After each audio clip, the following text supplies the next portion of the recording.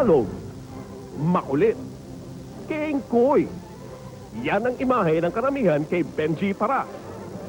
Ngunit sa mga taong sinundan ng kanyang makulay at grandiosong basketball career, maaaring sabihin na siyang isa sa pinakamabangis, matikas at astig na manlalaro na nagpakitang gilas sa PBA.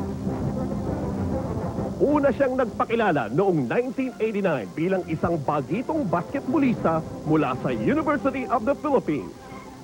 Agad niyang ipinakita ang kanyang bangis at liksi sa shaded area all season long.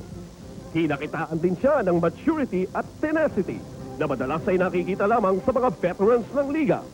Siyempre, una, nagsikap kami ng todo. At importante yung self-motivation mo. Kaya naman sa kauna-unahang pagkakataon, pinagkalooban kaagad siya ng 2 espesyal na parangal sa iisang taon. Ang Rookie of the Year Honors at ang coveted Most Valuable Player of the Year Award. Sa tulong ng kanyang kasangga na si Ronnie Magsano, sumikat ang Shell team sa banggaan nila kontra crowd darling Ginebra.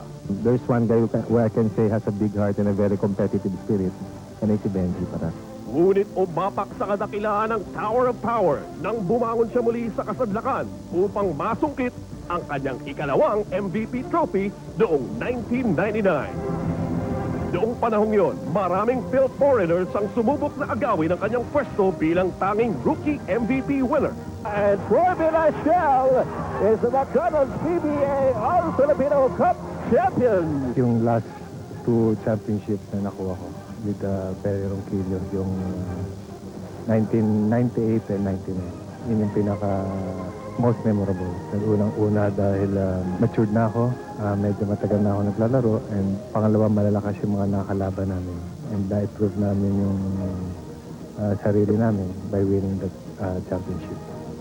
Benji Paras, the Tower of Power, simbolo ng lakas, pagpupursige at kaastigan, natatangi, nag-iisa.